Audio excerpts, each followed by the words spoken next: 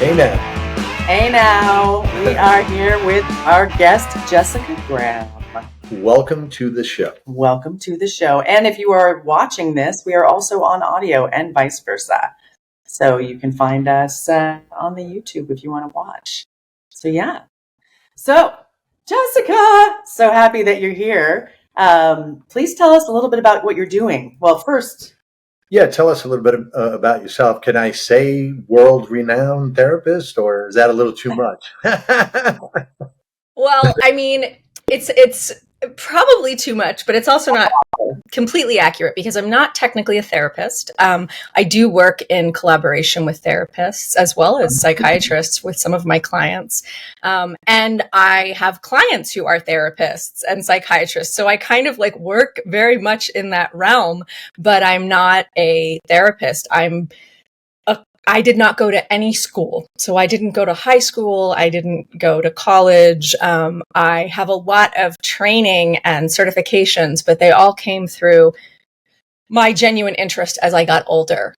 So I'm not a licensed mental health care professional, but I am a specialist in complex PTSD and working with helping people experience post-traumatic growth rather than staying stuck in a space of the weight that trauma can bring. I love it. I love it. And you're an author as well. Tell us about that.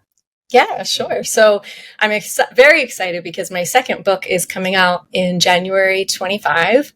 And the first book is called Good Sex, Getting Off Without Checking Out. And the focus of that book is sex and meditation, mindfulness, spirituality. It's kind of a self-help meditation handbook memoir. And it came out, the US translation came out in 2017. And so that book, basically I wrote right until I was like, okay, I've written what I know so far.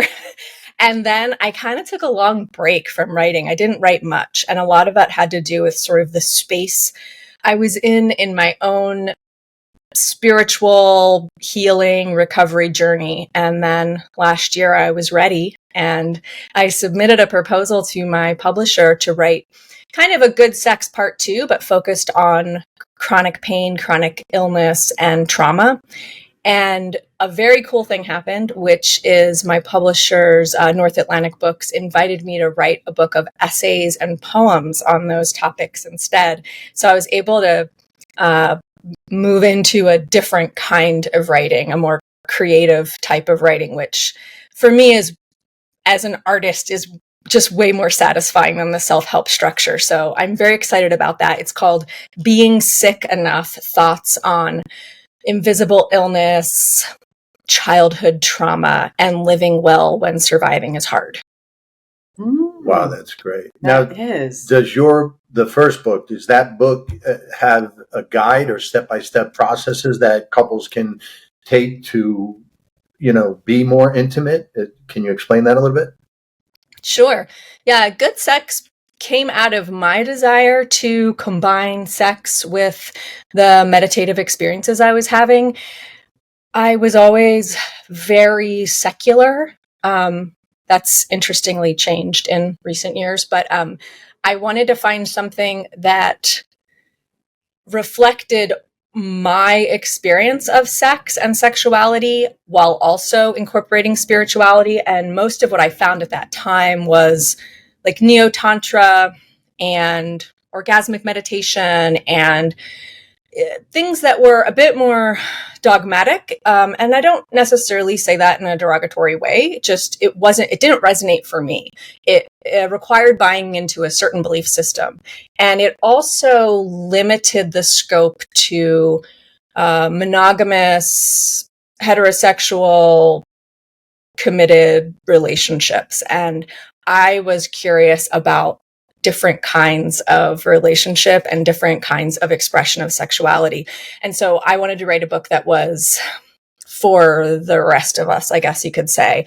A quick way of putting it is like, what about casual sex with someone you don't really know that well? Could that be a spiritual experience? And my answer is yes, absolutely. It can also not be, but with your long-term committed partner, it can also not be. It's really about intention, and it's about presence. And so I wanted to write something that really brought in these spiritual perspectives while also being accessible to really maybe someone who is a little less traditional like me. And it absolutely takes you kind of steps through connecting with yourself sexually, through embodied self-pleasure, mindful masturbation, all the way through connecting with a partner. And then I get into topics like non-traditional relationships, non-monogamy, threesomes, and as well as into trauma. It was sort of a soft launch into my deep interest in that topic. And then of course, there's 2 chapters that are dedicated entirely to meditation, which can then be brought into all of the different suggestions that I make through the book. Wow. That's a lot of information. Great. We both said wow at the same time.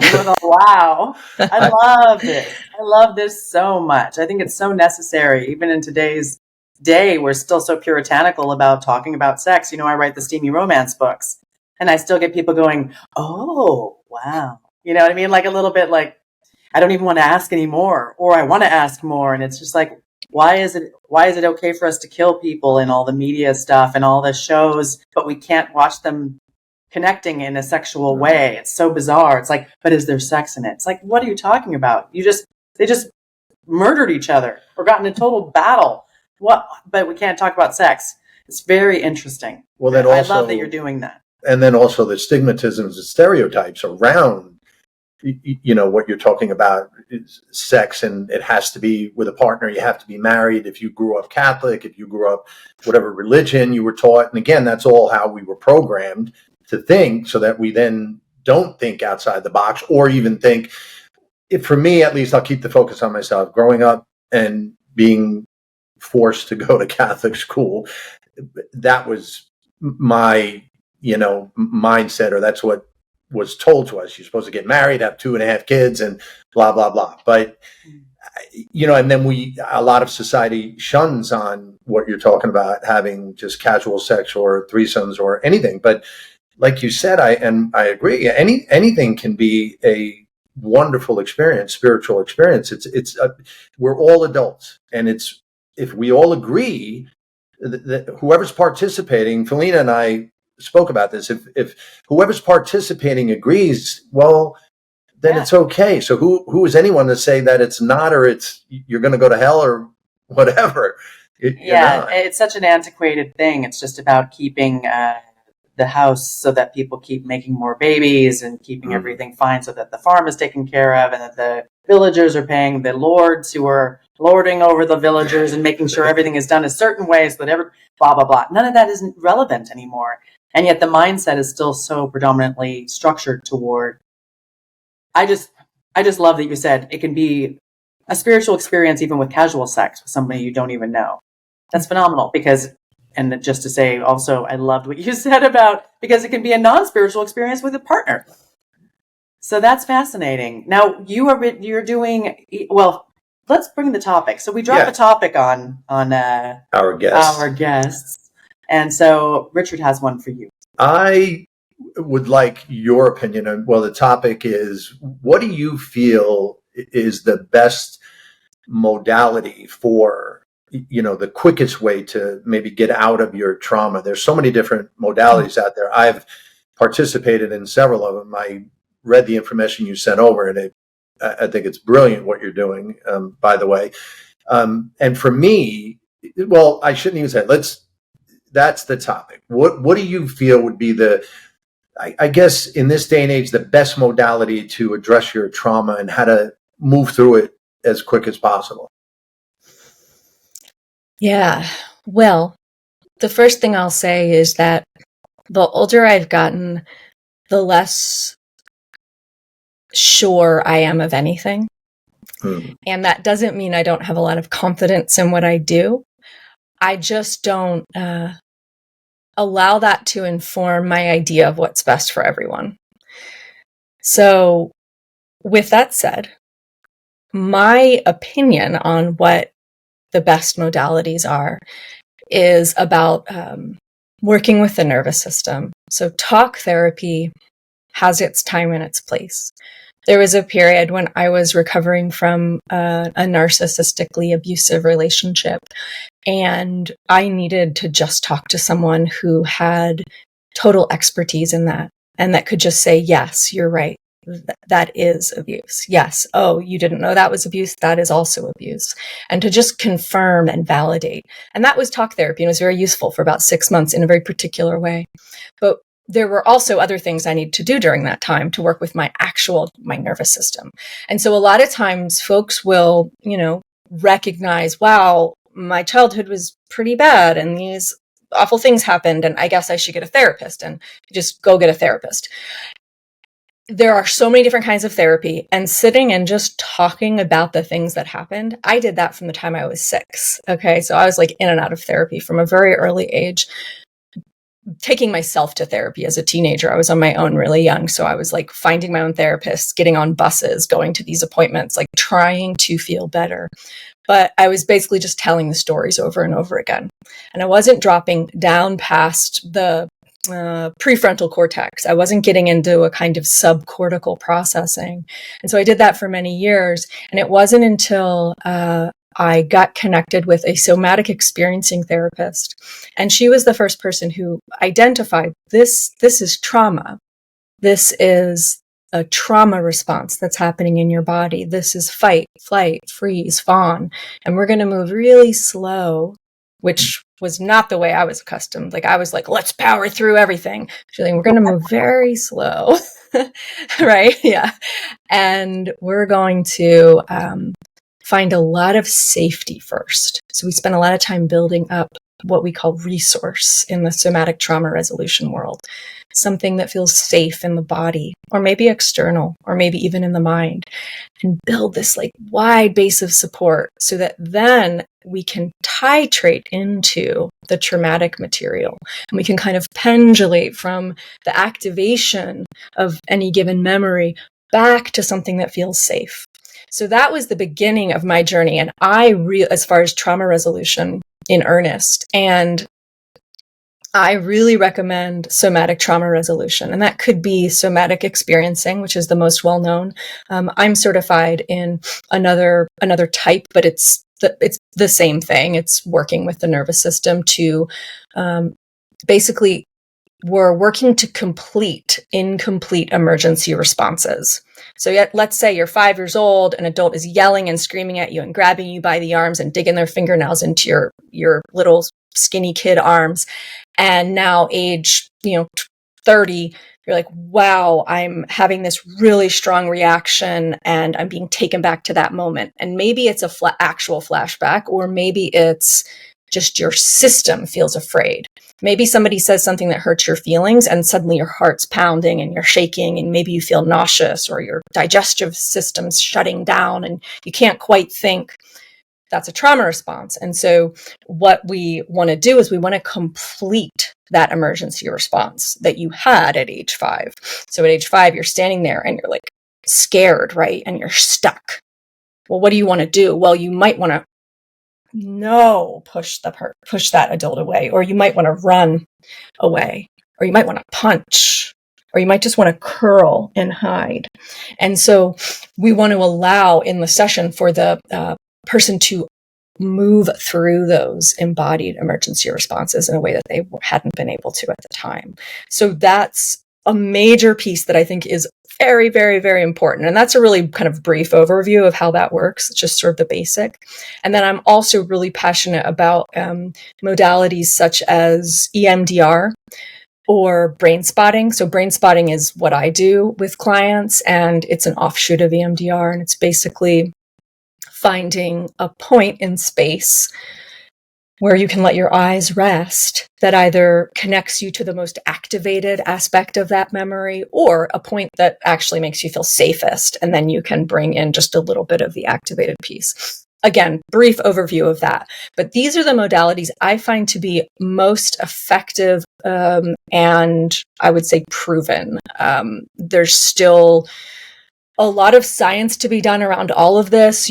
Complex PTSD isn't even in the DSM yet. And so there's still a lot a long way to go as far as finding the efficacy of these things in a scientific manner, but there are some studies already. And certainly in my personal experience, it's anecdotal, but for me and for all the clients that I've worked with, I've seen it have really huge success. And I'll just add, this isn't to say that all the different modalities of talk therapy can't be helpful. And there's also a lot of other great modalities, such as internal family systems. There are obviously the psychedelic modalities that are coming in that can be really, really helpful. MDMA is incredibly helpful for trauma. There's also something called the Stella gangliot block, which is being shown to have real success for PTSD and CPTSD. And this is something originally that was for chronic pain. And I don't know a huge amount about that, except that it seems very promising. And then body work, hands-on stuff can be very helpful when a person is ready for that. That's not something I do with clients, but it's something I refer people out to sometimes. And that could be anything from cranial sacral therapy all the way to, I've had periods where I was doing pelvic floor work that involved internal work in a very safe setting, but to release trauma that was, inside my body. Wow. We just keep saying wow. I just find, number one, I find this all so incredible because the information you're giving, for me, is wonderful. I've tried quite a few different modalities. The somaticism, EMDR really helped me a lot. I haven't tried the brain spotting, although I know what it is. I've done some research on it, but the EMDR, I must say, when I did it, when the session was over, I felt lighter, I felt taller, I felt more confident. It wasn't like what you're discussing with the talk therapy. I find, and not, again, nothing against it, but it doesn't work for me the same, in the sense that when I go, I sit there, yes, I'm telling the story over and over again, but I've been doing that for 30 years. And I've journaled, I got stacks of journals, and I've done a lot of work on myself. I've read so many books, Peter Levine, Peter Walker, the CPTSD, wonderful. That's what kicked it off for me. That's when I really knew that I had CPTSD. And man, did that kick me in the gut, when I read that book. And then Bessel van der Kolk, Body Keeps the Score, that was another one that really helped me, because I definitely hold on to a lot of my trauma and tension. At least I did. And I thought some of the ways to get it out was, for the last, 35, 40 years, I've been fighting and lifting weights and hiking and tennis and doing everything I could do to be busy. But again, my thing was, I came from trauma, physical abuse. And I thought for me, it was like, if I could build this armor around myself, that no one would even approach me to bully me or traumatize me anymore, that was great. But then I got to a certain age and I realized that wasn't doing it, because I was still that scared little 10-year-old inside. So then I started training every kind of martial art modality out there, Krav Maga. I could kill somebody with a pencil, for crying out loud. Yeah. But again, that didn't do it for me. It wasn't until I dug deep into my heart, and like you said, the neurosystem, to try to connect. Why am I feeling this way? Why are my thorns getting pushed?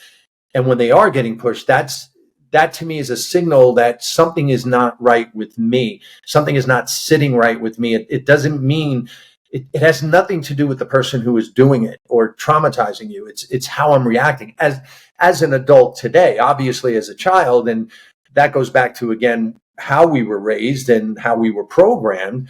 Because the way I was programmed, my father pretty much said, you don't go to therapy. That wasn't even an option. He used to see such a dark cloud over therapy with the previous generations. You were considered crazy, or don't tell anybody you're a therapist. And the analysts was how it used to be called. I went to my analyst, and then it started changing over to Well, back in the day.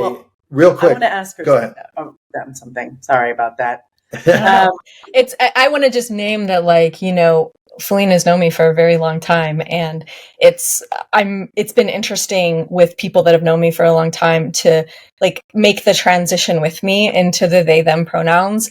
And for a while I was doing she they, and it was just because this was a process, right? It's been a process. And thanks to the younger generations who even gave me the option. I look at pictures of myself when I was a kid. I'm like, I definitely look like I'm a little gender fluid kid. But for a while I did she, they, and I held off on switching because it was really vulnerable, because I've never had to come out about anything. I was always just me. I'm queer, I'm this, I'm that, like I'm me. And this past couple years has been like a process of coming out as autistic, coming out as non-binary, coming out as, me, basically. And so I just wanted to name that and say that, like, I have friends that have known me for a long, long time. I think did y'all have Josh on? Josh Baton? Yes. Yeah, he's another one who, like, I've known him for forever. And so it's this process of like, and I'm like, I'm never going to be offended. I know people are trying, and I'm not, it's just the closest to right for me. It's really, I wish there was something better, but it's the closest to feeling like me. So all that to say, there is no need for apology. Oh, thank you. I appreciate that. I am trying to do it. I have in my family as well, the genders changed and things, and I love. I'm all about honoring whatever anybody wants to be. Absolutely, it's your life. Right. I was going to ask. You said. Well, actually, I kind of want to know about how has it been with the changing, because these times, my idea of it is that. I could be wrong, but it seems like the younger generation is going to make it that the patriarchy no longer exists. One of the things about being non-gender specific is people are just going to be getting jobs and, based on who they are, what they do, what they bring to the table, rather than a gender thing. Ultimately, it's going to take some time. But I've thought it's really interesting that the younger generation is saying, I don't want you to identify me, even if I'm cisgender. Don't put a gender on me. I'm not male or female. That kind of thing is really fascinating. So how have you just touched on it a little bit, but how has that been for you, especially since now you're coaching people and things? Yeah, it's so interesting because I had so many clients who were either trans, non-binary, some other variation of gender, and neurodivergent. And I had so many of these clients, and it's like, wait, explain neurodivergent. Autistic, ADHD, Okay. and on that spectrum. And it wasn't, again, until I think the process started in, like, I want to say 2021, of getting these new diagnoses and kind of slowly coming out gender-wise. And so it was really interesting to see how we attract the people that reflect, who we are. Most of the people I felt closest to friendship wise were also all some version of neurodivergent. So interesting.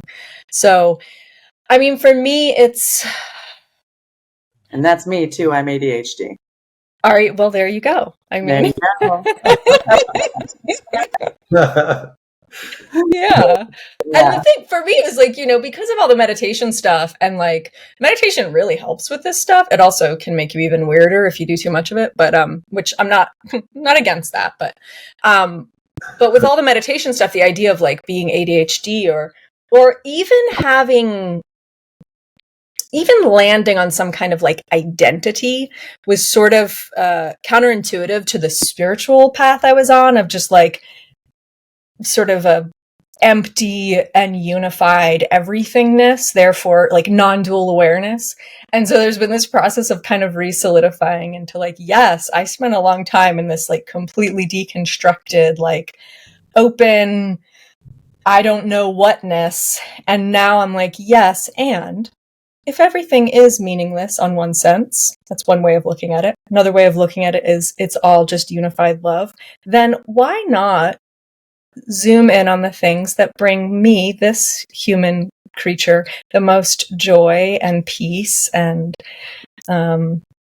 turn on and all of those things. And so that's kind of how I've been landing in the gender piece, I realized that I had a good number of relationships starting from the time I arrived in Los Angeles in 2004 that really asked of me to express in a very traditionally like feminine way. I put that in quotes for people who are listening only, because whatever that means. And given the CPTSD and given the autism, I was always trying to be like, well, how do I fit? How can I be safe? How can I be recognized as someone who's worthy of love and care? So let me fit into this thing that you've decided is the right thing. I look back at pictures of me in my last relationship and I'm like, yeah, that's a really big, pretty person, and that doesn't feel like me. Doesn't feel like me. I feel like I'm like in drag or something. And it's not even about the clothes or the long hair. It's like the energy. It's like I'm not landing fully in myself. And so I think for me, this is really just about finding the best way to help others to understand how I see myself. And that's where these kinds of labels come in for me. And it's such a big conversation, the gender piece, and I'm definitely not the expert on talking about it. And I think there's also a lot of different ways to talk about it. But I will say that speaking of these younger generations, I think we're in for all kinds of interesting experiences. Who knows? But I also, I'm kind of like an optimistic nihilist, I guess you could say. I am too. Are you? Like, oh yeah. Yeah, I don't understand. If the structure needs to go, it's got to go for the best. Yeah. You have to be open and optimistic. Yes. I'm also, I'm a realist. I'm looking around, I'm watching what's unfolding in our world right now. And in all honesty, I'm not that optimistic about where we're headed. I'm open to all kinds of miracles. I'm absolutely open to miracles. But as far as like I think coming up at this idea of the end of the patriarchy, well, what's going to come up right against that is it's like doubling down on it. And that's why we see football players giving talks about, women should be at home. And that's why we see, literally Speaker of the House who would like a version of The Handmaid's Tale in this country, like literally, quite literally, like stuff that he has said. And so I don't know. Like, I think we're actually up for more of like we're in a war. And I mean that in a lot of different senses. So as far as the gender piece goes, it's one piece of this whole moving thing that's occurring. And I'm sort of vacillating between like a tribal way of looking at it. Like, I need to be with my family and I need to learn to protect them and protect myself and the people I love, to a more global, like, how can I actually be part of a positive change in some small way? So I don't know.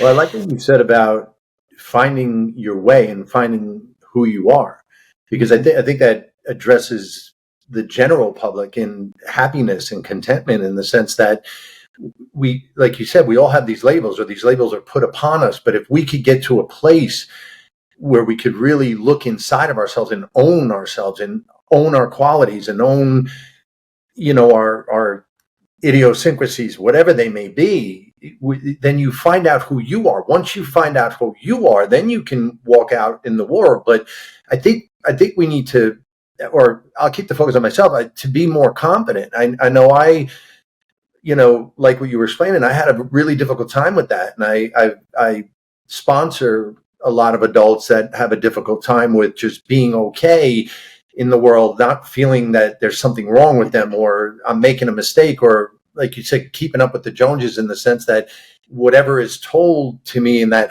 this is how you're supposed to fit in. So get in line, be quiet, and just be who you're supposed to be. But I don't agree with that either. And then to come full circle, like I said, about just finding out who you are, finding out what makes me tick, what makes me happy, and not, kind of subscribing to what, especially like you said, politics or the sensationalism of it all. It's going to drive people crazy. And then that's why there are still people that won't even attempt to go outside the house and say, this is who I am. This is who I'd like to be. This is who I'd like you to call me.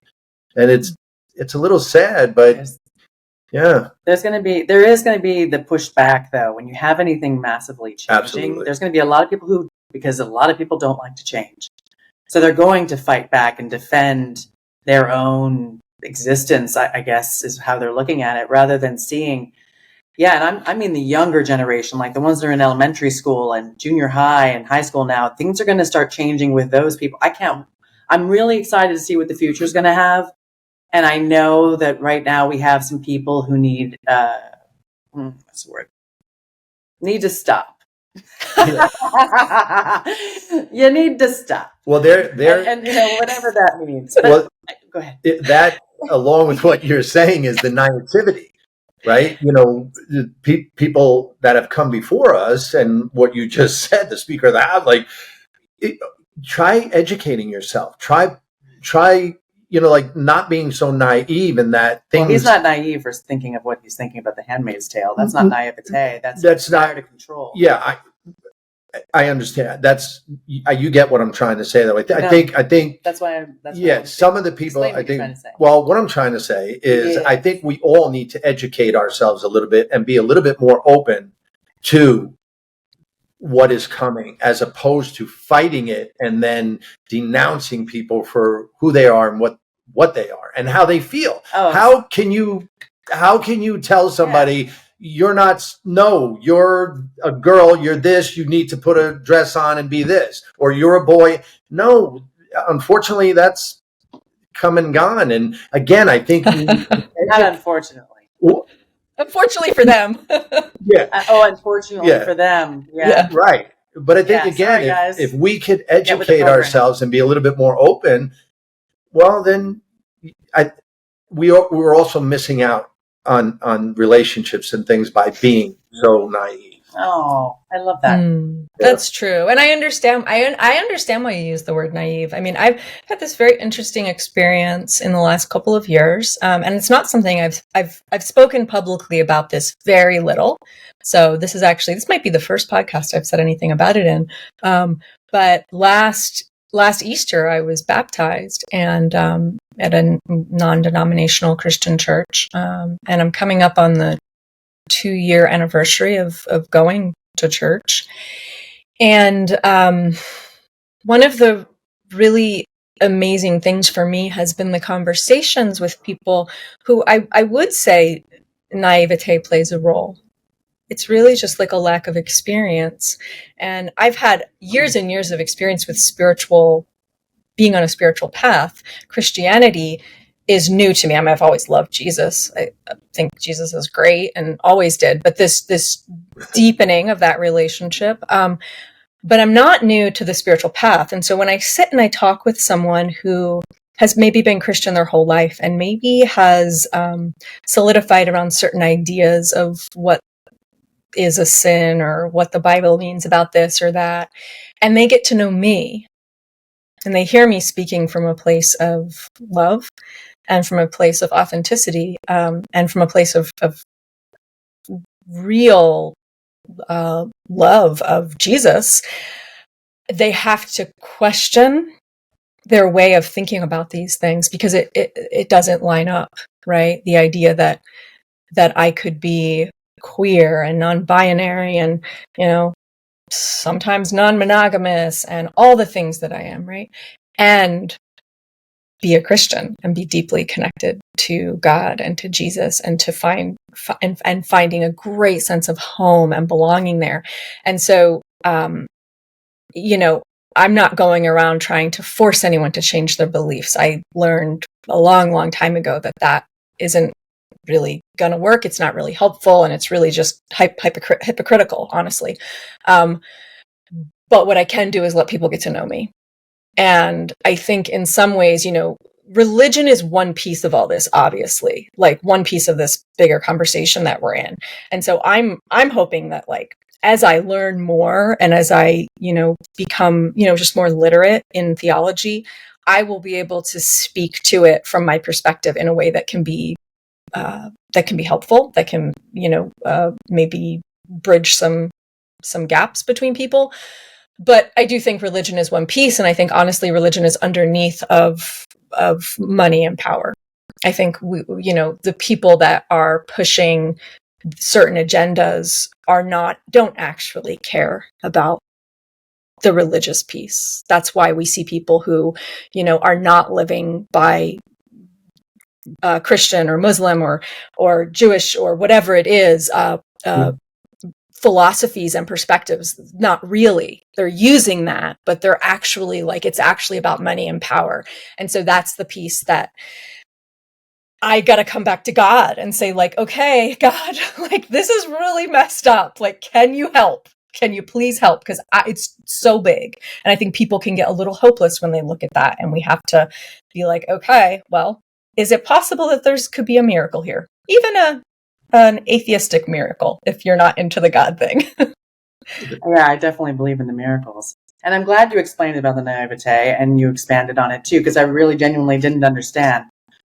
And I think that that's true. When we get more to know each other, it all changes. There's this great American History X. Did you ever see that movie with? Oh my God! I love that movie. He goes in a Nazi and he gets laundry detail with a black man, and next thing he knows, they're friends, and all of a sudden he's changing everything about himself. Yeah. Because he realizes, how can I possibly? I love this guy, so how can I hate this guy? I can't. It's when we start to really get to know each other is when it becomes all-inclusive love, like you said. And I love that. Then I get to narrow it down and zoom in on the things that I love. That is what I've been doing in the last 6-7 months, because last year was really hard for me. Mm. And then I started going, I lost a bunch of people and lost a bunch of stuff. I started saying, what do I love? How do I spend time on things that make me happy? And that's been my 100% goal, and doors have been opening up. Richard asked me to do this podcast where we're talking about things. I love helping people. I love bringing on guests like you that can help people.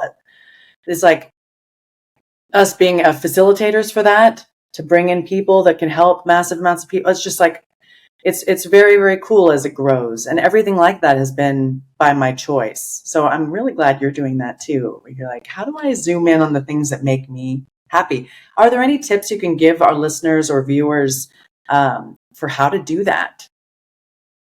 I know. Maybe you can just do a couple. Yeah. Or do you have one in mind already? No. I'm just thinking about what a huge question it is. I mean, I think coming back to this topic around trauma, I think I've come across very few people who haven't just been traumatized just by being humans. I mean, it's traumatic. This is a traumatic existence. It just is. It's also beautiful. It's also amazing and magical. But I mean, we can just look at our lives. We can go back to 2016. We could go back to just 2020. Look at the amount of things that have unfolded just here, just in this country, let alone everything happening elsewhere. And how traumatizing that is to the system, and how much is coming in and coming at us, right? So that's just the stuff that's happening in the world. Most of us have some level of childhood trauma, and even parents that are doing their best, it still happens. And so addressing trauma in a meaningful way is, I would say, a very important part of this, because the trauma resolution journey does introduce you to yourself. And it is a process, and, it's a spiral. There have been times in my life where I've been like, I'm more me than I've ever been. I'm more awakened, and I'm more recovered, and I love myself more than I ever have. And, that seems like nothing compared to today, and the humility that we gain through that process, and being humbled again and again by like, oh, I thought I knew. I didn't know. And so like that trauma resolution journey is a journey, and we need to go on the trauma resolution journey, one, but then also to be very open to being humbled. Just there's such humility in healing and in becoming who we are underneath of all of those layers. And so that's a piece of it. And I mean, I think there's a lot of different ways to explore spiritual practice. And again, it can be absolutely, void of religion. It can be a void of God. It could be atheistic. Is that a word, atheistic? It could be an atheist and be on a journey of discovery. So I don't believe there's one right way to do that. Honestly, like, I like to think of myself as a Christian witch with a Hindu guru. Like, it's like, and that's fine. That's me, right? That's what works for me. And so but I do think finding what works for you as far as something bigger than yourself is really, really important, because something bigger than me means there's more room for me to be me. When I'm narrowed down into, sort of a human perspective, there's a lot of limitation, and there's a lot of fear, and there's a lot of self-protection that leads to a shrinking of oneself. And so I think opening up to something bigger is a really important part of that self-discovery and authenticity process. I'm excited to see, what's coming, and for more people to be willing to look at themselves and kind of allow these stereotypes to fall by the wayside and say, wait a minute, you know what? My main purpose, my only purpose every day when I get up is to be happy, and to be happy with myself, not, all these things that are put upon us. And then we're afraid, like you just said, the fear of trying different modalities to be better. And I think it's allowing all of us the dignity and the grace to find our way, find what works for you at your own pace, and to stick with it. I've been on this journey for decades, and I'm so grateful that I still am on this journey, and we get to levels like you just said. You get to a certain level where you think, wow, okay, now I understand, I got it. And then somebody will throw something your way, and you're like, ooh, and you react. You're like, wow, why did I react to that? I thought I was past that, But again, I think everything is an opportunity to learn, and everything is an opportunity to grow. But again, it's the willingness to look at yourself. It doesn't matter what anyone else is doing. It's am I going to keep the focus on myself and look at why I react the way I do? Am I going to take the bait? Am I going to react? Or am I going to sit in the seat of awareness and recognize that, wow, I am reacting to this, and I don't have to. I could take a step back and, you know what, that doesn't work for me. Thank you, but have a nice day. You've been with us for a while, and we're so happy you were here. I just wanted to see if we could end on, you had mentioned using psychedelics. Do you do that, or do you have any experience with that? Because I know there's a lot of people out there who are curious about it and probably a little afraid. Mm-hmm. So, yeah.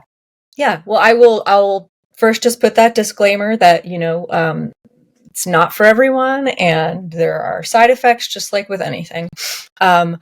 I personally, I stopped drinking in 2007, and about 10 years, 10 years in to my sobriety, I was dealing with a lot of chronic illness and a lot of chronic pain, and I was on narcotics and on all kinds of different medications, and it kept being recommended that I use cannabis. And, in California, it was like very, very easy, an easy thing to do. And it took me a while. It took a lot of conversations with sponsors and mentors and doctors. But I reached a point where I was like, I think this is actually the right step to take. And so I incorporated that into what I used for my pain management, What I didn't anticipate was how it would impact the CPTSD piece. I was in using it, the aim was never to like get high and party, right? Like the aim was to use just enough to like ease physical pain. But what I noticed one night as I was in a conversation with an ex-partner that normally would have been very triggering, because most of our conversations were, honestly. But we were in this conversation and I noticed something just wasn't there. And I wasn't high, but I had used my, small dose, my little more than a microdose of cannabis. And I noticed there was something missing as we were having this conversation. And I was like, oh, I'm not afraid. Oh, I have full use of my mind. Oh, I'm not feeling defensive. Oh, I can see what they're doing right now. I can see that manipulation. Oh, I can meet that with clarity. And I was like, holy moly. This fight, flight, freeze, fawn thing is just not happening. And so what I did is I practiced with the cannabis to then be able to create that experience without the cannabis. And look, I've had many, many, many years of meditation and lots of different therapy. So I'm not saying it's just that easy. I mean, I was in a position to be able to duplicate that because of what I'd focused my life on. But it is possible. It's totally possible to do. And so what I was able to do is take it and like duplicate it so that I didn't necessarily need the cannabis. So that was my first sort of introduction to how psychedelics could work with trauma. I have not done the ketamine thing or the MDMA thing. I have used some microdose of psilocybin, which I will say for me, I used it when I had COVID, and COVID was very rough on me because of my autoimmune disease, and continues to be honestly rough on me. But one of the symptoms was depression, was this really intense depression that like I knew had nothing to do with like anything other than COVID. And I had been gifted this psilocybin chocolate, and I was like, well, I used just a tiny bit. I wasn't like on a trip, just a tiny bit. And what it felt like is this huge heavy blanket was just lifted off of me. This wet wool blanket just lifted off, and everything brightened. And so I was like, oh, this works for me. And so there have been a few times since then over the last couple of years where I've used just a microdose to help lift something that I knew didn't need to be like worked through in some like deep, let me journal about it, let me talk about it way. Not that that's not also important, but literally it was just, I just needed a chemical shift. And so I found it helpful in that way. The last thing I will say about psychedelics is this. Meditation, and I say that broadly because there's a lot of different versions of what meditation is, can do the same things. You don't need the psychedelics. And I have a personal experience of this, which just is one of the reasons why I'm not really pursuing psychedelics as in the way that I see other colleagues doing, in the way I see other people recovering doing, is because I had this experience where I decided to do a DMT journey. DMT is one of the compounds that's in ayahuasca, and it lasts a very short period of time. It's a very short trip. And I was like, this seems like a good exploration because it's not going to take me like 9 hours and like be a whole thing. And I'm going to do this in this contained and sort of spiritual way. And I did it, and I came out of it, and the person guiding me said, so how was it? And I was like, well, that's just the way everything already is. And they're like, oh, no, you didn't do enough. I'm like, no, I did enough. I was like, I went through the portal and the whole, I was like, but it's just, all it showed me is what I've already seen again and again and again and again and again through spiritual practice. And it's just a peak experience of that. And so we can use psychedelics for peak experiences that can be very healing and can be very enlightening. But if we don't back it up with integration and with very skilled support and with the types of modalities that we've been talking about here today, then it's really just an experience. It's just going on a roller coaster. It's and even, Ram Dass eventually split off from Timothy Leary because Ram Dass is like, this can only take you so far. when they were doing all the LSD back in the 60s. So I have mixed feelings on it. I think it could be very helpful, but I don't think it's necessary. And I think if you do it in a way that is really supported and focused and intentional. Nice. Amazing.